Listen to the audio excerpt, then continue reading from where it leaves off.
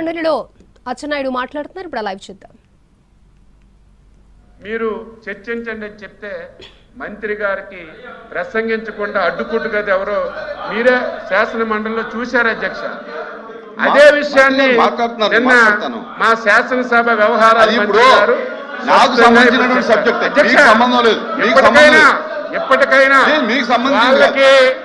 వాళ్ళకి తిరుపతి లడ్డూ మీద చర్చించడానికి భయపడుతున్నారు. వాస్తవాలు వస్తాయని ఎప్పటికీ మేము వెనక్కడం లేదు.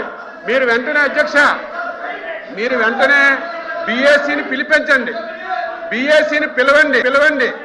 మా సభ్యులందరూ కూడా ఒకరు కాదు అధ్యక్ష, ఎంతమంది సభ్యులు ఉన్నారు అందరూ తిరుపతి లడ్డూ మీద చర్చించడానికి సిద్ధంగా ఉన్నారు. మీరు బిఎస్సి పిలండి. 4వ తారీఖు, ఒక రోజు సరిపోకపోతే 5వ తారీఖు, 2 రోజులు సరిపోకపోతే 6వ తారీఖు, 3 రోజులు కూడా తిరుపతి లడ్డూ మీద చర్చిస్తే మా సభ్యులు మా అభిప్రాయాలన్నీ చెప్పడానికి సిద్ధంగా ఉన్నారు. మేము ప్రతి దానికి సిద్ధంగా ఉన్నాం. వాళ్ళు తిరుపతి లడ్డూ మీద చర్చించడానికి భయపడి పారిపోవడానికి ఈ ప్రయత్నాలన్నీ చేస్తున్నారు. ప్రభుత్వం సిద్ధంగా ఉంది. పిలవండి.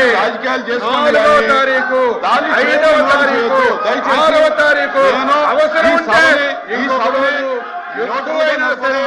చర్చించడానికి వాస్తవాలన్నీ రాష్ట్ర ప్రజానీకానికి, హిందూ సమాజానికి తెలియజేయడానికి ప్రభుత్వం సిద్ధంగా ఉంది అని చెప్పి మీకు తెలియజేస్తున్నాను అధ్యక్షుడు. Papers included in the list of business and deemed to have been laid on the table of the House.